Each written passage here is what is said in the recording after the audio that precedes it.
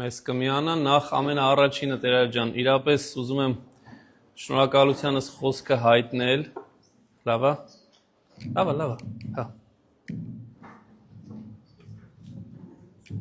thank you, մեզ հյուրընկալելու համար, իրապես օրհնություն է, երբ որ մի պահ աղոթքի մեջ էինք եկեղեցում, մի պահ կտրվեցի ու ինչքան զգացի, որ ես ինքս կարիք ունեմ այս ուխտագնացության, նորոգվելու, իրապես հոգեպես, մտովի եւ մի այնպիսի վայր, որը մեզ ինչպես որ բոլորս էլ արդեն ասացինք, հարազատ է, իրապես ես մեր եկեղեցիները բոլորը մեզ հարազատ եկեղեցիներ են, այս մեկը նույնպես, եթե ոչ մի քիչ ավել, որովհետեւ երբ որ ջերմություն ես զգում, երբ որ մարդկանց կողմից ընկալում ես տեսնում, դու ինքդ էլ շատ ավելի հանգիստ ու լավ ես զգում քեզ, տան նման ես զգում քեզ Եվ իրապես այդ գիտակցությունը, որ հայ առաքելական եկեղեցին մեր տունն է, բոլորս էլ ունենք։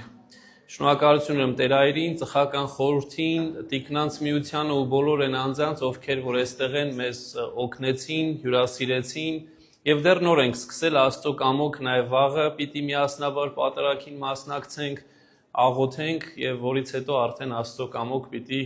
գնանք մեր տուն, վերադառնանք մեր մյուս տունը։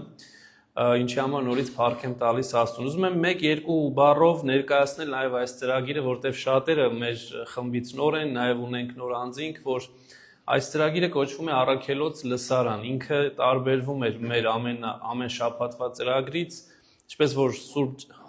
Ջեյմսում ասեցի, Սուրբ Հակոբ եկեղեցում Լոս Անջելեսի 2012-ի օգոստոսին էր, որ որոշեցինք Այն դասընթացները, որոնք որ մենք մայր տաճարում անում ենք, եկեղեցում անում ենք, ընդլայնել, այսինքն գնալ ծուխեր, փորձել իրենց հետ խոսել, քննարկել, լսել,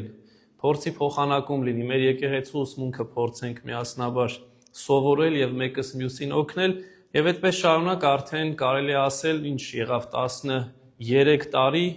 մենք այս ծրագիրը իրականացնում ենք, գրեթե բոլոր համայնքներում արևմտյան թեմի եղել ենք Որոշ տեղեր մի քանի անգամ ենք եղել, ինչպես որ Սուրբ Հակոբ եկեղեցում եւ ամենուր փորձել ենք նախ ծանոթանալ, այլ խոսքով առաքյալների նման ընտանիք ստեղծել, փորձել մեկս մյուսին այդ հարազատությունը տեսնել ոչ թե թեորիայում, տեսականորեն, այլ գործնականում իրար հետ լինելով։ Եվ ուրախ եմ, որ արդեն կարծեմ երևի 3-րդ անգամն է, եթե հիշողությունս չի դավաճանում, որ այստեղ են գտնվում Սուրբ Հակոբում ենք գտնվում ու պատահական չի, որ այսօր Սուրբ Հակոբի տոնն է, իհարկե մծբնացու տոնն է,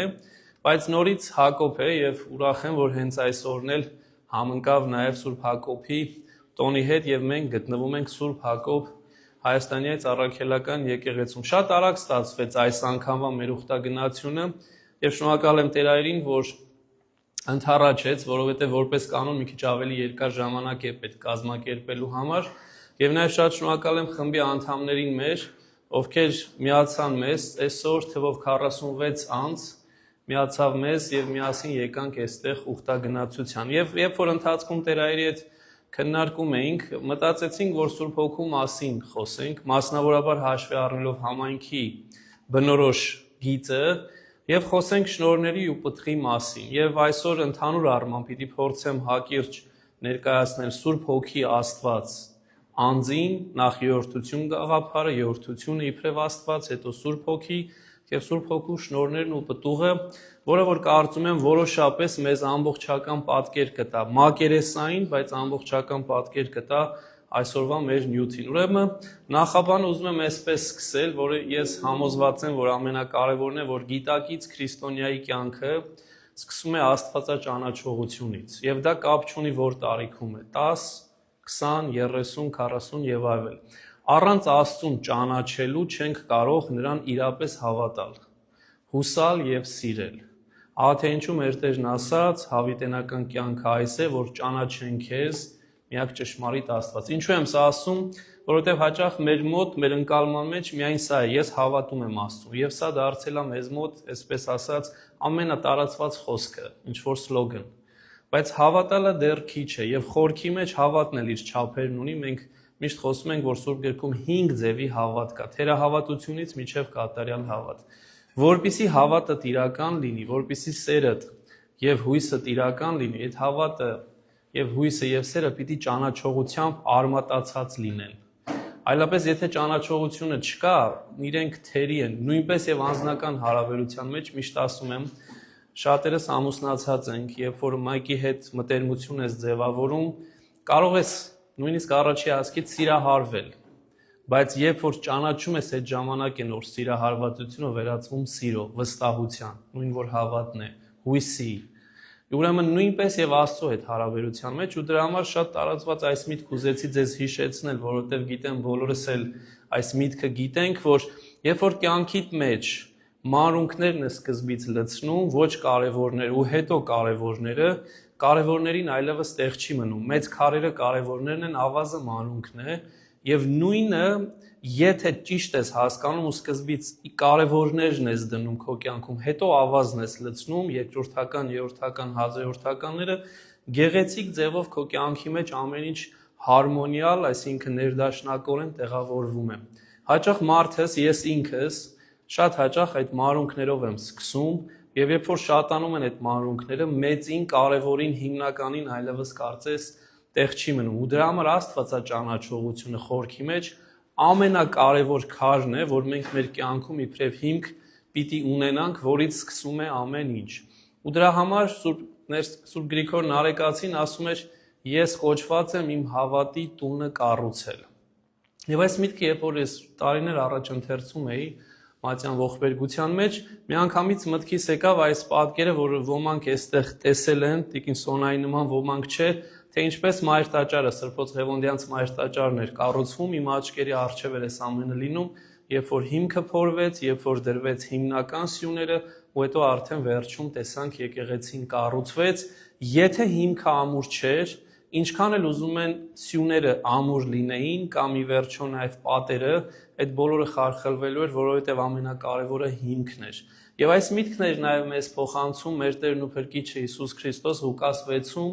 երբ որ ասում էր, որ եթե տունդ ամուր ժայռի վրա չես կառուցել, այլ կառուցել ես ավազի վրա,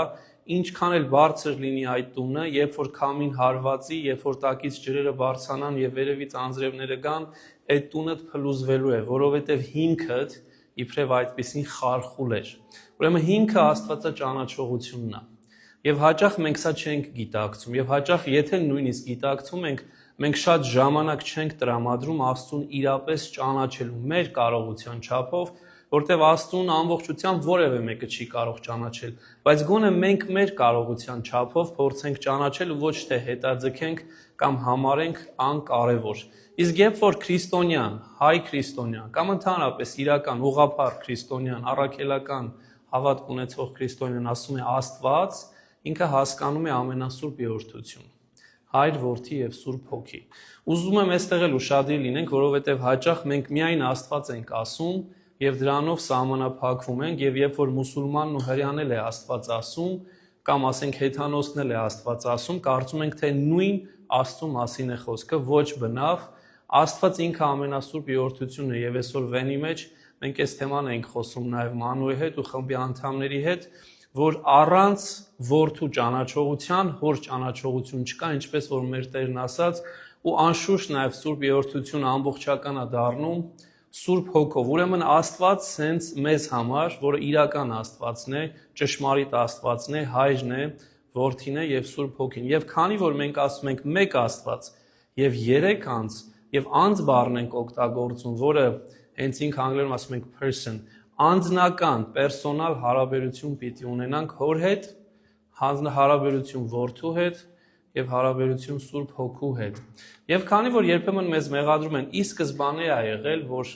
դուք հեթանոս եք, մանավանդ մուսուլմանները սա սկսեցին դրանից առաջ հրեաներ, ինչպես կարող է Աստված մեկը լինել, բայց միևնույն ժամանակ երեքը, որտեղ է սա գրված, մեզ ցույց տվեք Աստվածաշունչ Մատյանում, հենց ամենաառաջին տողի ու նախադասության մեջ Աստվածաշունչ Մատյանը մեզ սա է ասում, որ ասում են եբրայերենով Բրեշիթ բրա Էլոհիմ, որը թարգմանվում է բառացի հետևյալ ձև. սկզբից ստեղծեց Աստվածները։ Երբ որ Աստվածաշունչը բացում ենք, մենք թարգմանել ենք այսպես. սկզբից ստեղծեց Աստված սա եւ նա, բայց բառացիորեն ոչ թե մեկ Աստված է, այլ Աստվածները։ Հոգնակի։ Եվ քանի որ եբրայերենի մեջ այս մասին ես բավական խոսել եմ, մեր խմբի անդամները ծանոթ են, Եբրայերենը ունի յուրահատկություն, որ մեր քերականությունը չունի, ունեն եզակի, երկակի, dual եւ հոգնակի, այստեղ խոսքը հոգնակի մասին է, որը երկուսից ավել է։ Մեր համար հոգնակին երկուսն է արդեն, եբրայերենի մեջ երկուսից ավելն է նոր հոգնակին, որը բնականորեն արդեն բերում է այստեղ երրորդության գաղափարին։ Եվ եթե ուշադրություն դարձնենք հենց ծննդոց գրքի մեջ առաջի գլուխը, երրորդ գլուխը, 11-րդ գլուխը անդադար Աստված իր մասին խոսում է հոգնակիով, ոչ թե երկակիով, այլ երկուսից ավելինով։ Օրինակ ծննդոց 1:26-ի մեջ, երբ որ ասում է մար ստեղծենք մեր կերպարանքով ու նմանությամբ ստեղծենք հոգնակի երկուսից ավել, կամ ահա Ադամը դարձավ մեզ նման մեկը, նա գիտի բարին եւ չարը, Աստված նորից խոսում է հոգնակի երկուսից ավել, կամ ծննդոց 11 Բաբելոնի աշտարակաշինություն, արի իջնենք եւ խառնենք նրանց լեզուն, այնպես որ ոչ մեկը չհասկանա իր ընկերոջը, նորից երկուսից ավել։ Եվ սա ինքնին արդեն ցույց է տալիս, որ ամենասկզբից առաջի տողից սկսած մինչև արդեն ծննդոցի հիմնական մասերը եւ ծննդոցը սկիզբն է, բնականաբար բոլորս հասկանում ենք, արդեն Աստված իր իսկ մասին խոսում է նաեւ հոգնակի ձևով երկուսից ավելինով։ Իսկ ինչ ենք մենք հասկանում, երբ որ ասում ենք Սուրբ Երրորդություն, հասկանում ենք 3 համազոր, իրար հավասար անձերի փոխադարձ վկայությունը, որ մեկը վկայում է մյուսի մասին։ Օրինակ, հայրը վկայում է որդու մասին, Մատթեոս 3, երբ որ մկրտության ժամանակ եղավ, կամ որդին վկայում է հոր մասին, Հովհաննես 14-ի մեջ, կամ Սուրբ Հոգին վկայում է որդու մասին, Հովհաննես 15-ի։ Ընդհանրապես նույնիսկ ավելին ասում է որևէ մեկը առաջի Կորինթացիցի մեջ Հիսուսին Տեր չի կարող կոչել, եթե ոչ Սուրբ Հոգով։ Եւ դրա համար հետաքրքրորեն նույն Սուրբ Հոգին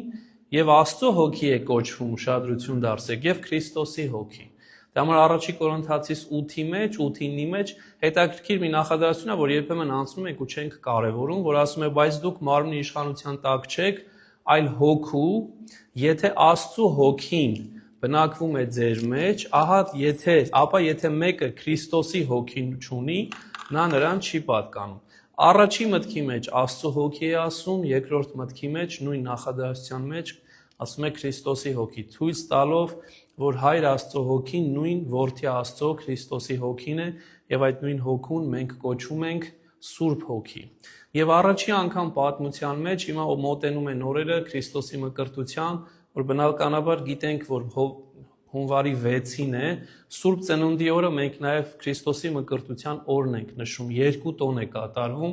ահա ինչի նաև ջրօրհնեք է լինում, բայց քանի որ Սուրբ Ծնունդը մեծ տոն է, ջրօրհնեքը կամ Քրիստոսի մկրտությունը կարծես թե մոռացվում է, ինքը Քրիստոսի մկրտության տոնը կոչվում է Աստվածահայտնություն։ Ինչու, որովհետև Աստված հայտնվեց իր ամբողջության մեջ երրորդության միջով, ձև, եւ դրա համար Հայրը վկայեց, տեսանք Որդին աղավնակերպ իջավ եւ բնականաբար արդեն Որդին էլ այնտեղ էր։ Ուրեմն Սուրբ մկրտությունը խորքի մեջ տիեզերքի, եւ այս բառերը շատ կարեւոր է, ես մասնատուկ եմ նշել, տիեզերքի պատմության մեջ առաջին անգամը լինելով Աստված բացահայտեց, որ ինքը ամենասուրբ երրորդություն է, իսկ սա ինքնին խորհուրդ է, այսինքն անբացատրելի, անհասկանալի իրականություն, որին կարող ես որոշապես հասկանալ, բայց խորքի մեջ պիտի հավատաս։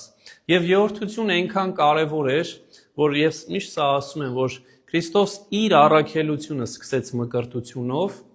եւ իր առաքելությունն ավարտեց սկսեց երրորդության գիտակցությամբ, բացահայտմամբ եւ իր առաքելությունը երկրի վրա վերջացրեց երրորդության նորից պատգամով։ Սկզբում բացահայտվեց մկրտության ժամանակ, իսկ վերջում ասաց գնացեք ուրեմն, աշակերտեցեք, մկրտեցեք բոլոր ազգերին Հոր, Որդու եւ Սուրբ Հոգու անունով։ Այսինքն առաջի իր քայլը եւ վերջի իր քայլը նորից երրորդությանն էր ուղղված, որը ինքնին ցույց է տալիս, որ ամենակարևոր պատգամը մեր Տիրոջ ու Փրկչի Հիսուս Քրիստոսի Աստծո հայտնությունն է, որը երրորդության ձև է։ Եվ միշտ հայրերն ասում են, ուշադրություն դարձեք, Քրիստոս չասաց Հոր, Որդու եւ Սուրբ Հոգու անուններով,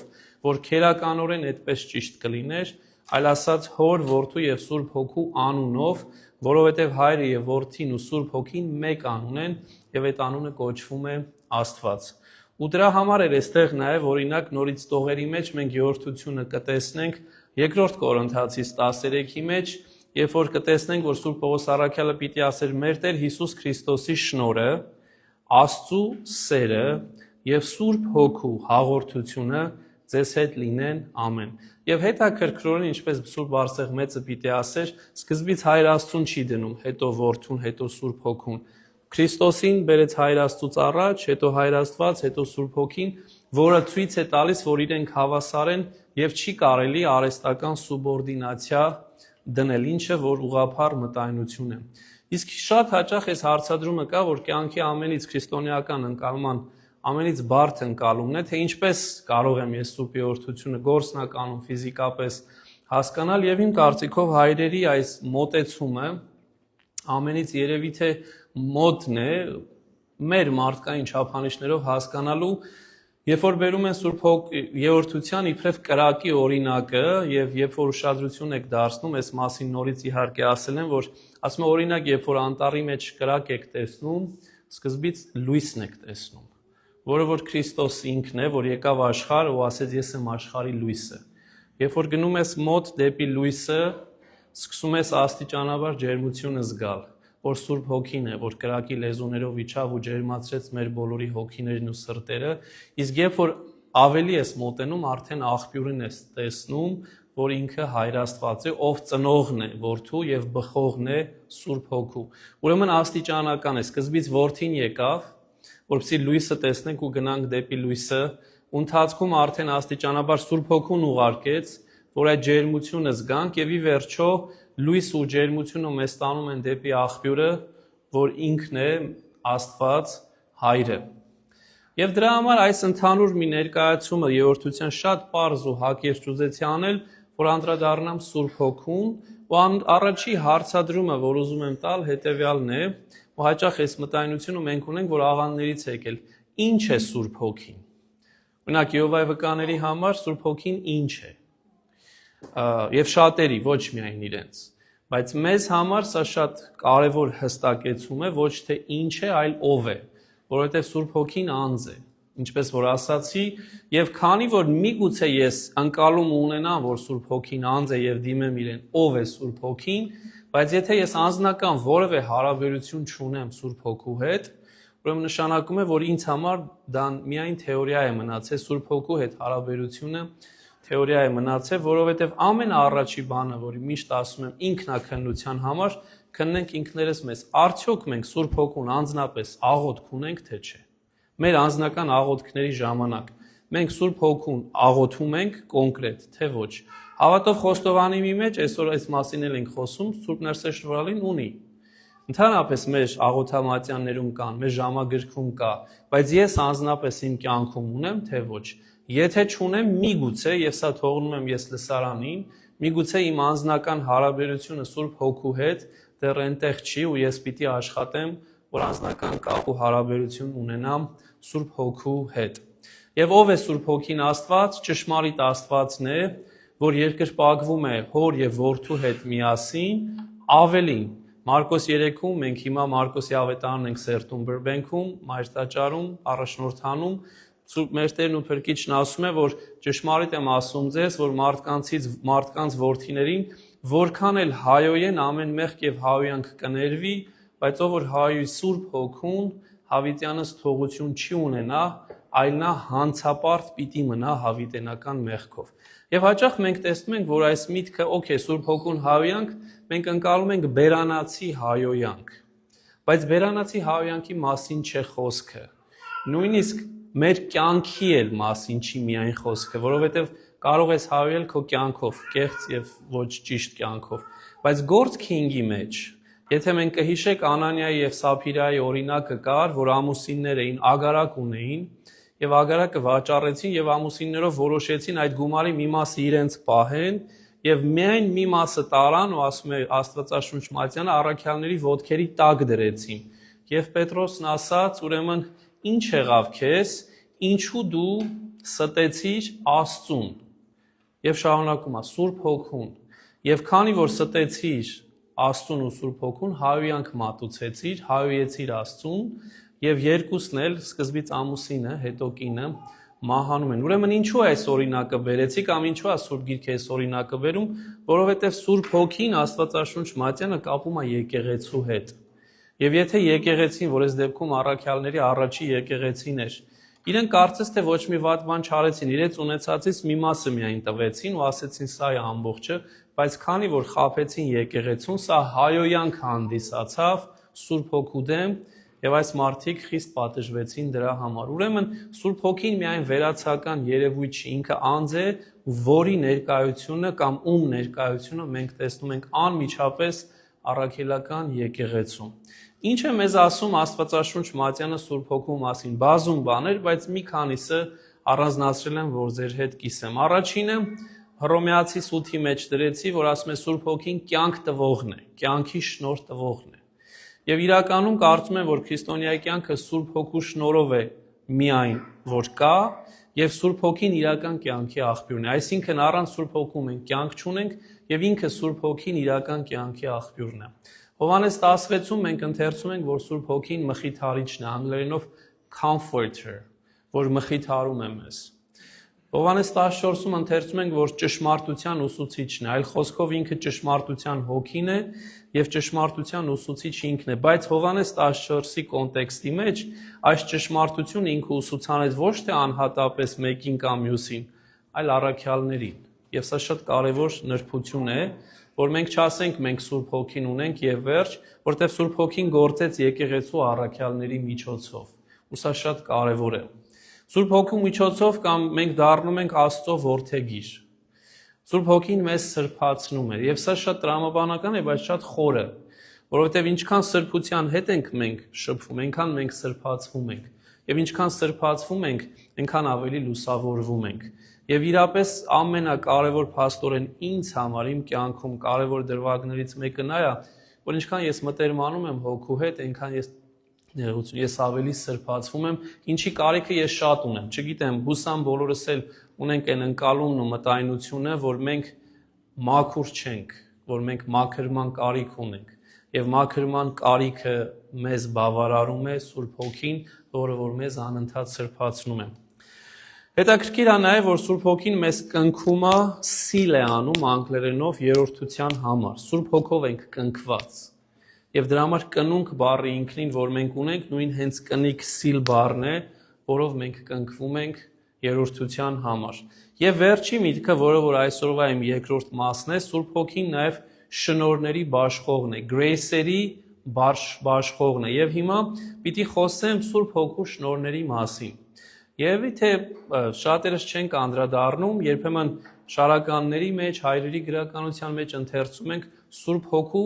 7 հարփյան շնորհներ։ Այսինքն 7 շնորհ ունի Սուրբ Հոգին, որը որ ինքը տալիս է մարդուն։ Շնորհ նշանակում է նվեր, պարգև, gift։ Եվ փաստորեն այս 7 շնորհները, որ մենք ընթերցում ենք 5 կտակարանում, Եսայի 11-ի մեջ է, Մարգարեի մոտ է, եւ ուզում եմ ընթերցել հատվածը, որ ասում է նրա վրա պիտի իջնի Աստծո Հոգին, իմաստության եւ հանճարի Հոգին, խորհրդի եւ զորության Հոգին, գիտության եւ աստվածապաշտության Հոգին, Աստծո երկյուղի Հոգին պիտի լցնի այն։ Այսինքն, որոնք են այդ 7-ը՝ իմաստություն, հանճար, խորհուրդ, զորություն,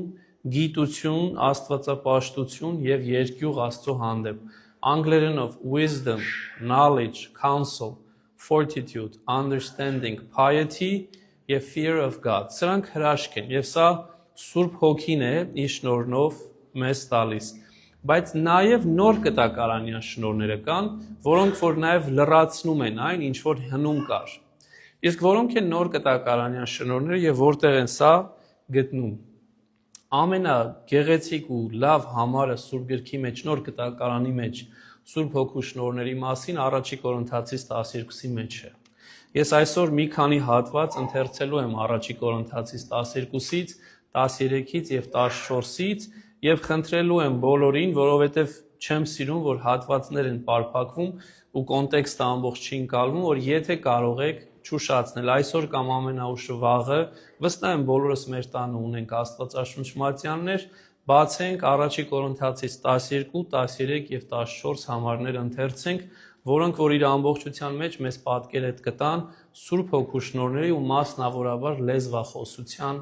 մասին։ Մի պահ ընթերցեմ, թե որոնք են այս շնորհները նոր կտակարանում, որ մեզ է փոխանցում Սուրբ Պողոս առաքյալ, ասում է, թեև կան շնորհների զանազանություններ, բայց պարգևող Հոգին նույնն է։ Թեև կան զանազան պաշտոններ, բայց բոլորն էլ Տիրոջն են ծառայում։ Թեև կան գործելու զանազան կարողություններ, բայց նույնն է Աստված, որ գործում է ամեն բան ամենքի մեջ, բայց յուրաքանչյուրին տրված է Հոգու հայտնություն, յուրաքանչյուրի օգուտի համար։ Մեկին Հոգուց տրված է իմաստության խոսք, մյուսին գիտության խոսք, նույն Հոգուց, մյուսին հավատ, նույն Հոգով, մյուսին բժշկումների շնորհ, նույն Հոգով, մյուսին զորավոր գործերի կարողություն, այսինքն հրաշք կատարել, մյուսին մարգարեություն, մյուսին հոգիները զանազանելու շնորհ, մյուսին տեսակ լեզուներով խոսելու շնորհ, մյուսին լեզուների թարգմանության շնորհ, բայց այս ամենը միևնույն հոգին է առաջացնում եւ բաժանում յուրաքանչյուրին, ինչպես որ կամենում է։ Եթե ուշադրություն դարձրեցիք եւ հիմա գալու եմ այդտեղ, լեզուներով խոսելը եւ լեզուների թարգմանությունը ամենավերջում դրեց Սուրբ Պողոս առաքյալը, ու սա պատահական չի։ Բայց ինչու է նա ամենավերջում դնում, որտեղ շարունակությունը հիմա ինքը պիտի հստակեցնի։ Որովհետև ժամանակին կային անձինք եւ հենց առաքյալների ժամանակ, ովքեր լեզվախոսության շնորհն ունեին եւ իրենց ուրիշներից բարձր էին դասում, ասելով ես ունեմ Սուրբ Հոգին, որտեղ ես լեզուներով եմ խոսում, իսկ դու չես խոսում։ Եվ սա միայն առաջի դարում չէր։ Տարիներ առաջ, դեռևս երևի 2004-5 թվերներ, Թանգայում եկեղեցի ունենք եւ եկեղեցին ցավոք փակվեց եւ Տեր Հովսեփի հետ փնտրում էինք եկեղեցի, որպեսզի այնտեղ շարունակենք մեր պատարակները եւ մի մարդ մոտեցավ ինձ, Թանգայում այգի կա, որ դու Սուրբ Հոգին ունես, ասեցի մկրտված եմ, ամերիկացի էր, մկրտված եմ եւ Սուրբ Հոգին Սուրբ մկրտությամբ ստացել եմ, ասեց չէ, լեզուներով խոսում ես, ասեցի չէ, ասեց ուրեմն Սուրբ Հոգին չունես։ Եվ սա այս ընկալումն է, որը որ պենտեկոստալ հիսունական մտայնությունն է, եւ այս ընկալումը գալիս է առաջի իսկ դարից։ Վերև ներքև, ես քեզանից լավն եմ, ես ունեմ, դու չունես, ահա թե ինչու Պողոս առաքյալ այս միտքն է ասում։ Այս կոնտեքստի մեջ տեսեք ինչ ասում։ Ինչպես մեկ է մարմինը եւ ունի բազում անդամներ, եւ մարմնի այդ բազում անդամները բոլորը մեկ մարմին են, այնպես էլ Քրիստոս։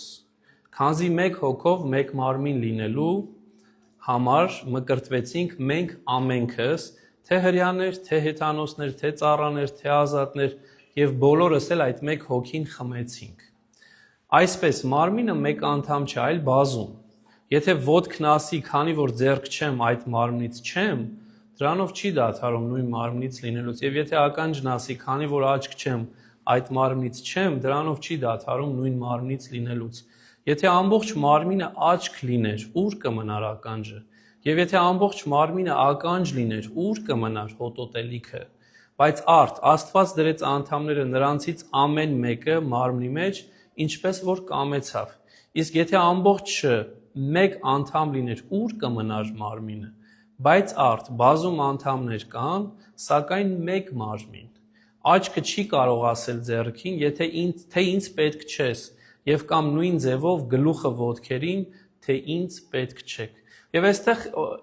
մարմնի օրինակը բերելով շատ հստակ Սուրբ Պողոս առաքյալը ասում էր այն, որ մի ձեզ ավելի կարևոր երկրորդական դասեք, եւ եթե շարունակությունը կընթերցեք, նաեւ ասում էր այն, որ ամենաանպատվելին մարմնի մեջ միգուցե ավելի մեծ հարգանք ունեն, քան թե նրանք, որոնք որ կարծվում են հարգանք վայելողներ։ Այլ խոսքով մի ունեցեք վերևինի ու ներքևինի գաղափար, իսկ դրա լավագույն ցուցանիշը կամ երևույթը մենք տեսնում ենք փարիսեցիների մոտ, ով Մաքսավորին փարիսեցու, Մաքսավորի առակը շատ հստակ է, ասում էր ես սրանից լավն եմ, որովհետև ես եմ անում, Աստծուն հաճելի մարդ եմ, իսկ սա գողա եւ ավազակ։ Իսկ նա իրոք գող ու ավազակ էր, բայց նա իր մեղքերն էր խոստովանում, իսկ մյուսը իր մեծությունն էր ուզում Աստծո առջև ցույց տալ, եւ Քրիստոս ասաց, որ նա արդարացած գնաց, իսկ մեկի մասին ոչինչ չասաց։ Ուրեմն այս մոտեցումն է։ Իսկ ինչու է Սուրբ Պողոս առաքյալը այսքան մանրամասն խոսում այս մասին, քանի որ ինչպես ասացի, լեզվախոսության, որը գլոսոլալիա է կոչվում, խնդիրներ իր հայտ եկել առաջին եկեղեցում, եւ մեկը մյուսին սկսել էին ավելի լավը կարծել իրենց, ասելով որ Սուրբ Հոգու շնորհն ունի, իսկ դիմացինը չունի, եւ Պողոս առաքյալը ցանկանում էր այս խնդիրը լուծել իր հեղինակությամբ եւ իր խոսքով։ Աթի ինչու նա լեզվախոսությունը վերջերն է դնում եւ ասում է դուք հետամուտ եղեք գլխավոր շնորհներին։ Ասում է եւ ում որ Աստված կարգեց եկեղեցու մեջ սրանք են։ Նախ առաքյալներ, երկրորդ մարգարեներ, երրորդ ուսուցիչներ, ապա զորավոր գործեր կատարելու շնորհներ, ապա բժշկելու շնորհներ, օգնելու, կառավարելու շնորհներ, տեսակ լեզուներ խոսելու շնորհներ, լեզուների թարգմանության շնորհներ եւ շարունակում էր 31-ի մեջ 12, ասելով բայց դուք նախանձախնդիր եղեք լավագույն շնորհներին եւ ես առավել լավ ճանապարհ ցույց կտամ ձեզ։ Եվ այս վերջին նախադասությունն եմ ուզում մի քիչ էլ սրա վրա կենտրոնանանք։ Այդ որ ինչ ճանապարհին էր, որը առավել լավ ճանապարհ է, որ Պողոս առաքյալը մեզ պիտի ցույց տար, կարող եք կռահել։ Ինքը խոսեց, որ դուք լավագույն շնորհներին նախանձախնդիր եղեք, ոչ թե լեզվախոսության կամ ներքևի շնորհներին, եւ ասում է, եւ ես առավել լավ ճանապարհ ցույց կտամ ձեզ։ Ձեր կարծիքով ո՞րն էր այս ճանապարհը։ Սա առաջի Կորինթացիս 12-ի վերջի համարն է։ Առաջի Կորինթացիս 13-ն է սկսելու եւ ինչով է դա սկսում։ Սիրել։ Եվ լավագույն ճանապարհը, որ Սուրբ Պողոս առաքյալը ցույց էր տալիս մեզ, ոչ թե մեկը վերևից ներքև նայի, այլ սիրո օրներ գնա։ Եվ այդ սիրո օրներգը ինքը մենք երբեմն դուրս ենք հանում առաջի Կորինթացիս 13 ու կարծում ենք, թե առանձին մի բան է, ինքը կոնտեքստի մեջ լեզվախոսության հետ է առնչվում, որ ասում է սերն եմ ես փնտրում, ոչ թե այդ ամեն ու դրա համար տեսեք, եթե խոսեմ մարդկանց լեզուները, հաջորդ բառերն են եւ հրեշտակների նորից լեզուներին գնաց։ Եթե խոսեմ մարդկանց լեզուները եւ հրեշտակներին, բայց սեր չունենամ, կնմանվեմ մի պղնձի, որ հնչում է կամ ծնցղաների, որ ղողանջում են։ Եվ եթե մարգարեություն անելու շնորհ ունենամ եւ հասկանամ բոլոր խորհուրդներն ու ամբողջ գիտությունը, եւ եթե ունենամ ամբողջ հավատը մինչեւ իսկ լեռները տեղափոխելու չափ, բայց սեր չունենամ, ոչինչ եմ։ Եվ եթե իմ ամբողջ ունեցվածքը տամ աղքատներին եւ իմ այս մարմինը մատնեմ այրվելու, բայց սեր չունենամ, ոչ մի օգուտ չեմ ունենա։ Սերը համբերող է, քաղցրաբարոյ է, սերը չի նախանձում, չի ամբարտավանում, չի գոռոզանում, անվայել վարմունք չի ունենում, իրենը չի փնտրում, բարկությամբ չի գրգռվում, չար բան չի խորում, անիրավության վրա չի ուրախանում, այլ ուրախանում է ճշմարտության վրա, ամեն բանի դիմանում է, ամեն բանի հավատում է, մշտապես հույս է տածում, ամեն բանի համբերում։ Սերը երբեք չի անհետանում։ Տեսեք հիմա նորից գալու է իր առաջի մտքին, թե մարգարեություններ են պիտի չքանան, թե լեզուներ պիտի լռեն, թե գիտություն պիտի անցնի եւ շարունակում է։ Ամբողջ երբ որ կոնտեքստի մեջ ենք նայում, Պողոս առաքյալի սիրո օրները վերաբերում այն մարդկանց, ովքեր լեզուներով էին խոսում ու իրենց կարծում էին ավելի բարձր, քան իր եղբայրը ու ասում էր սիրեք միմյանց, ոչ թե մեկը մյուսին բարձր ու ցածր դասեք։ Երբ որ հիմա կոնտեքստի մեջ ենք նայում այս ամենը, շատ ավելի լավ ենք հասկանում, թե ինչի մասին է խոսք եւ ավելի լավ ենք հասկանում, թե ինչքան արդիական է այսօր այս խնդիրը մեր համար, մեր համայնքի համար, հենց կոնկրետ Սուրբ Հակոբ համայնքի համար, որովհետև մենք ամբողջության մեջ չենք տեսել, մենք պատառիկներ ենք փորձել տեսնել, բայց պատառիկները միգուցե մեզ չեն տվել են իրական պատկերը, որը որ մեզ պիտի տար։ Բայց ուզում եմ շարունակել միտքը, որովհետև ինքը նաև շարունակում է 14-րդ գլխի մեջ, առաջի համարից ասում է սիրո հետամուտ եղեք, մի անգամ եւս կրկնում է առաքյալը։ Եվ առավել եւս նախանձախնդիր եղեք հոգեվոր շնորհներին, մանավանդ մարգարեություն անելու։ Որովհետև ով որ լեզուներ է խոսում, մարդկանց հետ չի խոսում, այլ Աստծո հետ։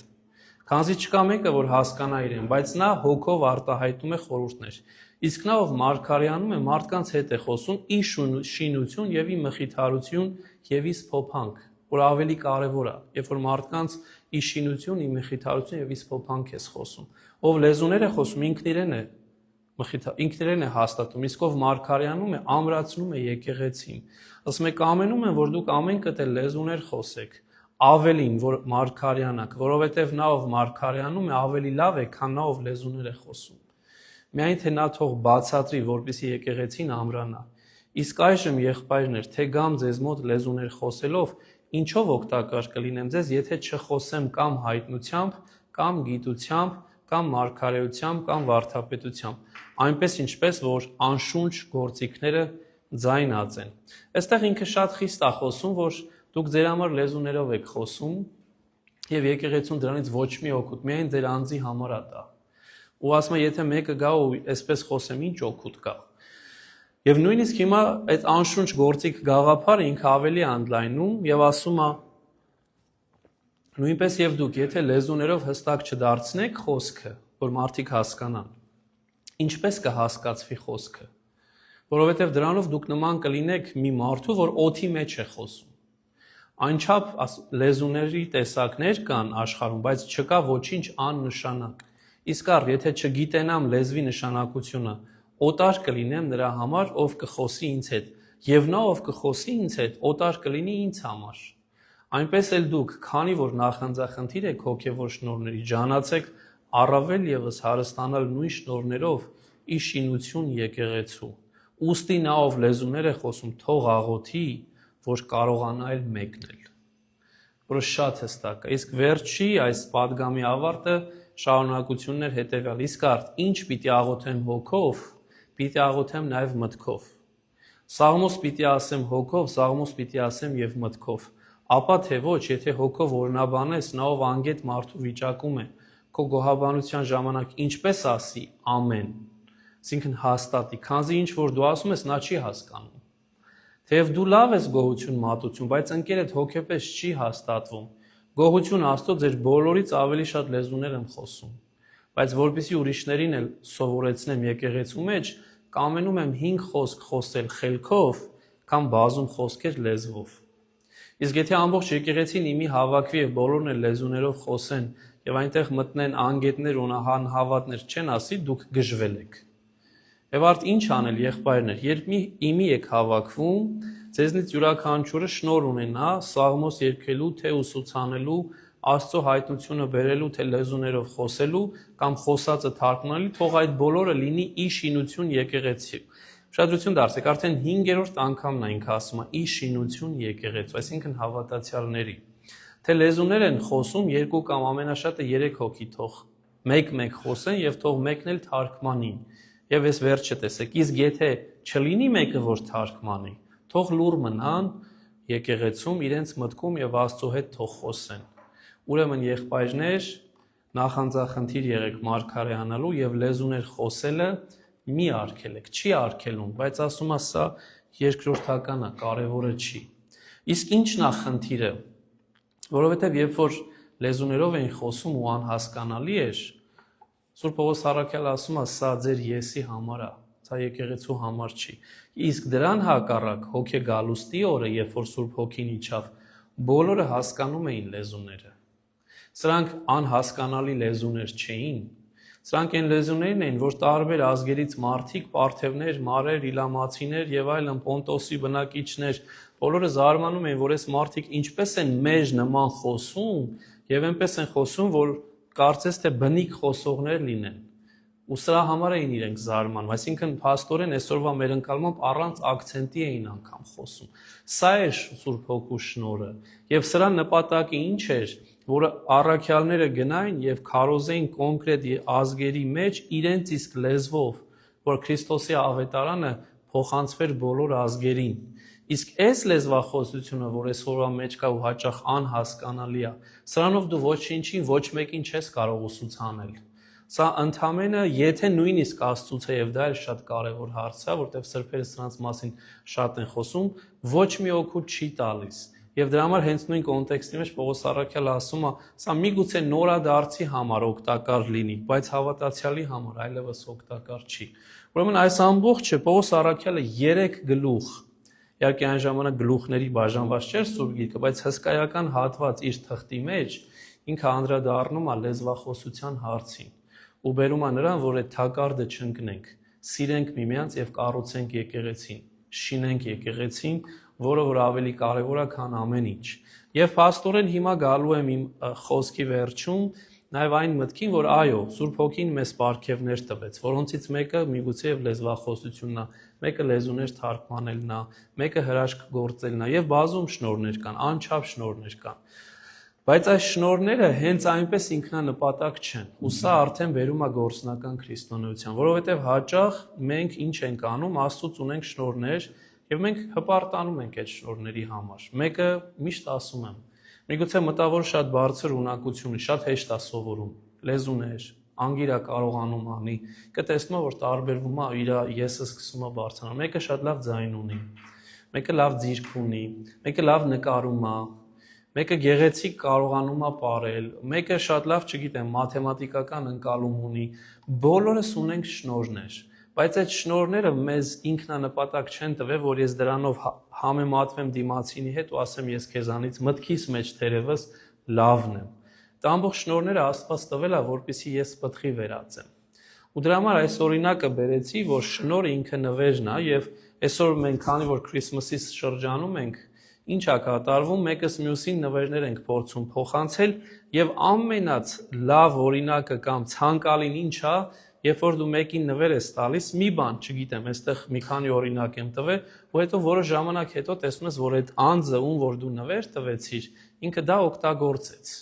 Դու քեզ լավ ես զգում, որ օքեյ, իմ տված նվերը ավելորդ բան չէր։ Ես ժամանակ դրեցի, գնացի, կամ ինքս ինձ ձեռքով սարքեցի, կամ խանութներում փնտրեցի մի բան առա, որը որ այդ մարդուն պետք էր, ոչ թե ինչ-որ ձևական մի բան, ու այդ մարդը դա օգտագործեց։ Դու քեզ լավ ես զգում։ Իսկ եթե դու նվեր ես անում ու այդ նվերը չի օգտագործվում, միտեղ այնտեղ գցվում է, դու քեզ բնականաբար նաև շատ վատ ես զգալու ու նույնիսկ նեղանալու ես դրանից։ Բայց ի տարբերություն մարդկային հարաբերության, Աստված ոչ միայն լավ է զգում, որ մենք իր տված նվերներն օգտագործում ենք, այլ ինքը պարտադրում է մեզ, որ մենք իր տված նվերներն օգտագործենք։ Այլ խոսքով, շնորհը վերածենք պտղի։ Աստվածաբանական առումով շնորհը պիտի վերածվի պտղի, ինքը չի կարա մենակ շնորհ մնա։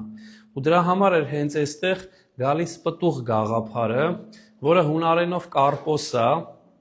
եւ եբրայերենով ֆրի։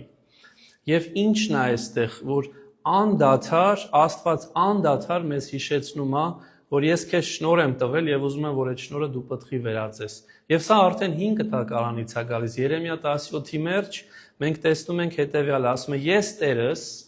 քննում եմ սրտերը եւ փորձում երիկամները, որպեսզի յուրաքանչյուրին հատուցեմ ըստ իր ընթացքի եւ ըստ իր գործերի արդյունքի։ Այստեղ արևելահայերենը թարգմանվել է արդյունքի, բայց ես դիտավորյալ եւ հունարեն բառն եմ դրել եւ եբրայերեն, որ տեսնեք, որ նույն բառն է, կարպոս կամ փռի, այսինքն ես ակնկալում եմ, որ դու գործերիդ պտուղ ինձ տաս։ Եթե գործերիդ պտուղը չես տալիս, ուրեմն դու քո պարտականությունը չես կատարում։ Սա 5 տակարաններ, նույնը նորի մեջ է։ Երբ որ Մատթեոս օրինակ 7-ի մեջ մենք ընթերցում ենք, որ մեր Տերն ասում է ամեն բարի ծառ բարի պտուղ է տալիս եւ չար ծառ չար պտուղ է տալիս։ Լավ ծառը չի կարող վատ պտուղ տալ եւ ոչ էլ վատ ծառը լավ պտուղ տալ։ Ամեն ծառ, որ բարի է, պտուղ չի տալիս, կտրվում է, կրակն է նետվում, ուրեմն իրենց գործերից կճանաչեք նրանց։ Երկու ծառի մասին խոսեց, եթե ուշադրություն դարձեցիք, որ վատը լավ չի դառնում, լավն էլ վատ, բայց շարունակում է, եթե նույնիսկ դու լավն ես, բայց լավը լինելով հանդերձ պտուղ չես տալիս, կտրվելու ես եւ կրակն ես նետվելու։ Ուրեմն ասում է իրենց գործերից կճանաչենք նրանց։ Միգուցե դու լավն ես, դու ոչ մեկի հանդեպ քեն չունես, փորձում ես չնախանձես, չգոռոզանաս, չհպարտանաս, բայց արդյունք չես տալիս։ Եթե արդյունք չես տալիս, պասիվ քրիստոնյա ես, կտրվելու ես եւ նետվելու ես կրակը։ Սա շատ հստակ է այս իրականությունը, ու մենք սանով պիտի զգուշ լինենք ու ընդունենք։ Իսկ Մատթեոս 12-ի մեջ նույն այս միտքն էր ասում մեր Տերը, ասելով կամ ծառը բարի արեք, սա էլ թողնելով մեզ, որ ճակատագրապաշտություն չկա, որ մեկը վատ մարդ է, մեկը լավ մարդ է ծնվել, չէ։ Դուք եք կամ ծառը բարի արեք եւ նրա պտուղն էլ բարի կլինի, կամ ծառը չար արեք եւ նրա պտուղն էլ չար կլինի, քանի որ իր պտղից է ծառը ճանաչվում է, ուրեմն մեզ է մնում դա։ Եվ այսօրվա իրականության մեջ այսօր Տերայր իր խոսքի մեջ երբ որ հարցրեցի թե Տերայր ավելի շատ գալիս են թե գնում են, Տերայրն ասեց նայեց ինչ տարիքի մարդիկ են եւ բնականաբար խոսքի մեջ հասանք այնտեղ որ շատերը նույնիսկ եթե այստեղ են գալի կամ այստեղից գնում են աշխատանքի պատճառով են գալիս կամ գնում։ Եվ ամենուր է այդպես, կապ չունի որտեղ ես դու, խորքի մեջ մեզանից շատերը, որ այստեղ ենք ներգաղթել, որից մեկն էլ ես եմ գիտակից հասակում, հաճախ եկել ենք աշխատանքի համար, որովհետև աշխատանքն էլ ինքը պտղի մի ձև է, եւ մենք ուզեցել ենք պտուղ տալ ու հետո դա վերածվել է միգուցե իմ պարագայում ընտանիքի եւ այլն։ Բայց արդյոք իմ Տերը, Աստված, ով ինձ այդ շնորհները տվել էր, սա էր, այս պտուղն է ինձանից ուզում, աշխատանք, տուն։ Որտեվ հաճախ մեզ թվում է թե երբ որ ես տուն եմ կառուցել կամ տուն եմ գնել կամ աշխատանք ունեմ կամ նոր բիզնես եմ հիմնել կամ գումար եմ վաստակել եւ լավ մեքենա եմ քշում, սա է ինչ որ ակնկալվում է։ Այո, հասարակությունը սա է ուզում։ Okay, իր տանտեղը լավ թաղամասում է, իր մեքենան լավն է, ինքը լավ բիզնես ունի։ Եթե այդ երեքը ունես, արդեն դու հասարակության մեջ դիրք ունես եւ քո հետ տարբեր են խոսում։ Բայց սա բացարձակ կապ չունի Աստծո ակնկալած պտուղի հետ։ Եվ սրա համար ուզում եմ շատ հստակեցնենք, այո,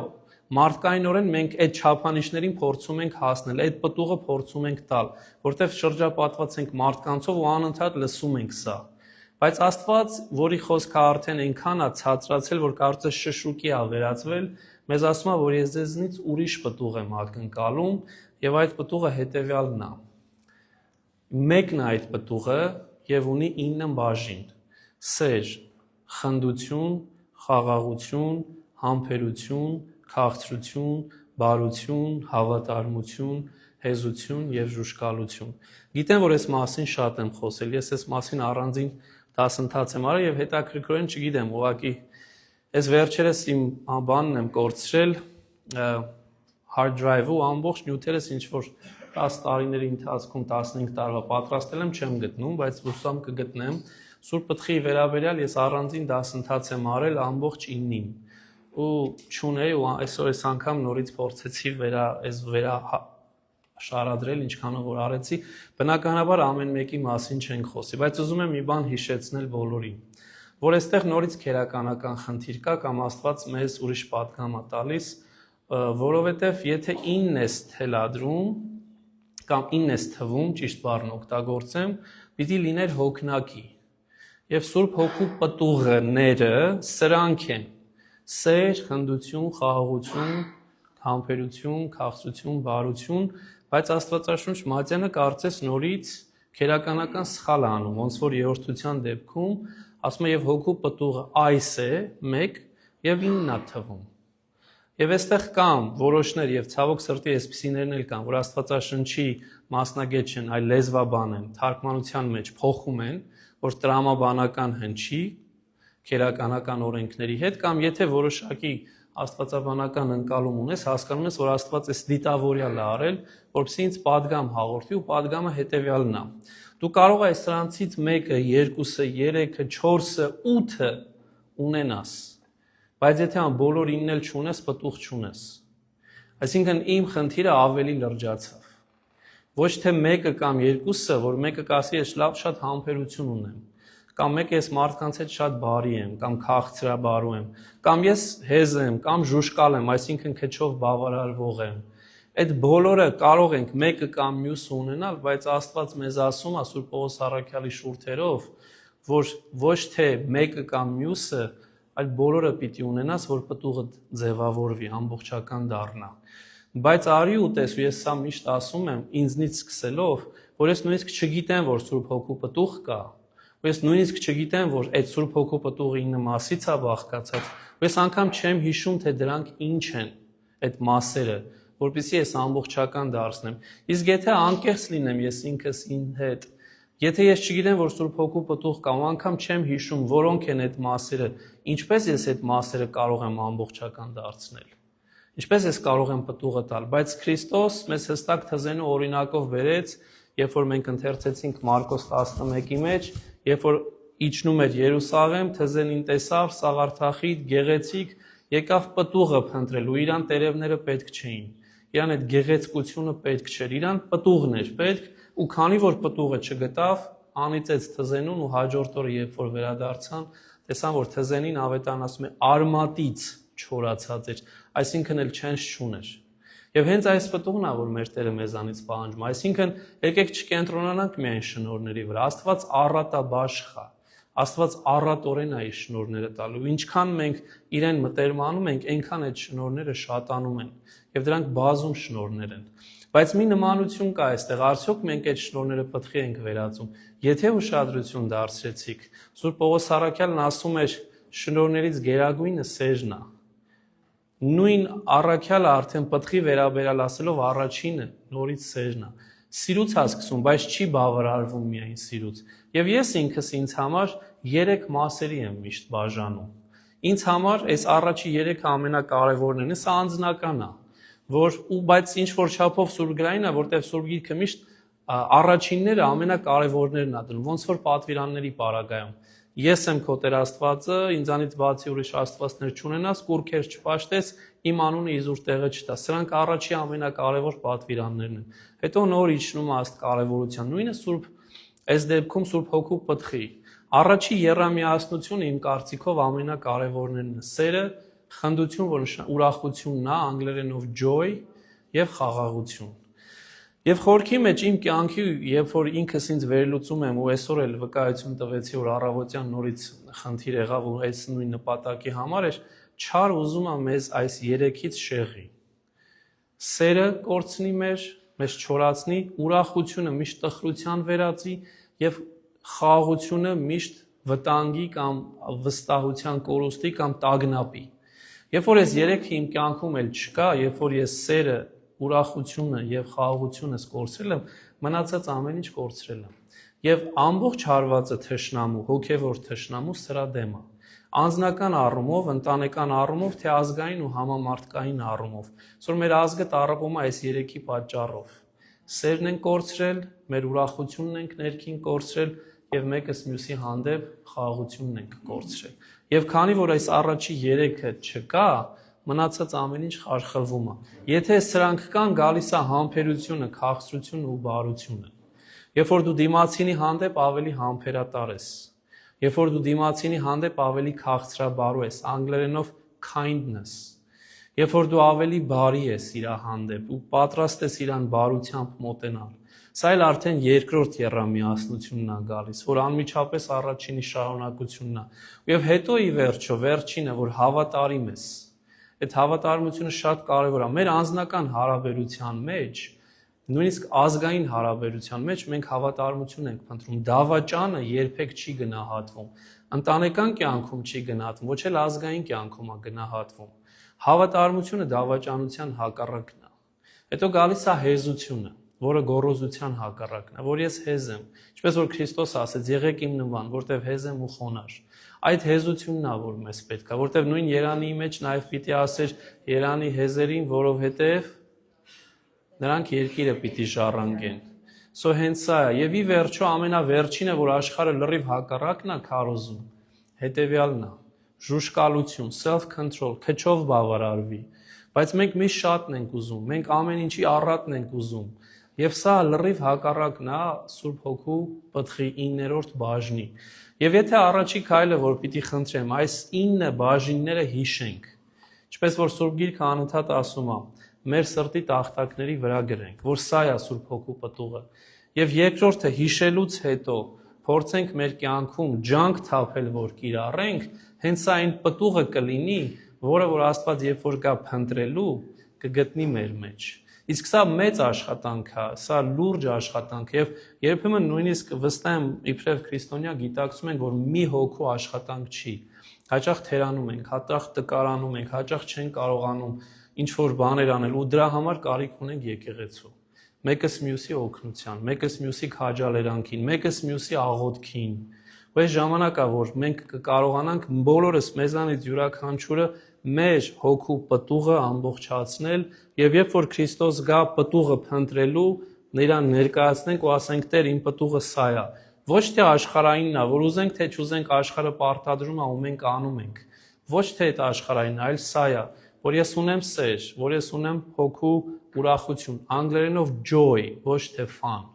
ներքին ուրախություն ունեմ, որ ես ունեմ խաղաղություն, ունեմ համբերություն, ունեմ քաղցրություն, ունեմ բարություն, ունեմ հավատարմություն, հեզություն եւ ժուժկալություն, եւ այդ պտուղն է, որ մեզանից Աստված ակնկալում է ոչ թե գլոսալոլյան կամ որևէ այլ բան, որ մենք դրանով ենք կարծում, թե փրկություն ունենք։ Եվ դրա համար փորձեցի այս 5 կետերով ավարտել, բայց այս 5 կետերը նաև առիթ են ձեզ, որ իրար հետ քննարկում կատարենք, վերլուծենք եւ վստահ եմ այստեղ նաև մեծ Տերայրը կօգնի, բայց այս հարցերը բաց հարցեր են, որ կարծում եմ պիտի մեզանից յուրաքանչյուրը ինքն իր համար պատասխանի ու ինչու՞ չէ նաև քննարկում կատարենք։ Գործնական արդյոք Հայկը գործնական ճանաչողություն ունի ամենասուրբ երրորդության։ Սա մեկն է, սա սկիզբն է, այդ հիմնաքարն է։ Երկրորդը անձնական հարաբերություն ունեմ Սուրբ Հոգու հետ։ Երրորդը բավարարվում է միայն Սուրբ Հոգու պարգևաչներով, շնորհներով, թե գիտեն, որ ինձանից Աստված պտուղ է պահանջում նաև։ Եվ հինգերորդը ջանք թափում եմ, որ Սուրբ Հոգու պտուղը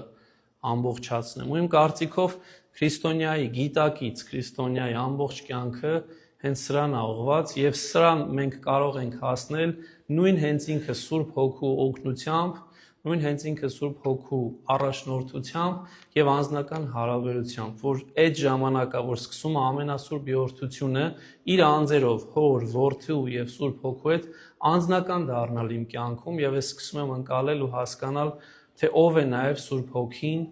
իմ կյանքում։ Այսքանն էի ուզում այսօր ձեր հետ կիսել։ Շնորհակալ եմ, որ ներկա եք եւ հուսամ, որ նաեւ մենք այլ քննարկում կունենանք մեկս մյուսի հետ։ Շնորհակալություն։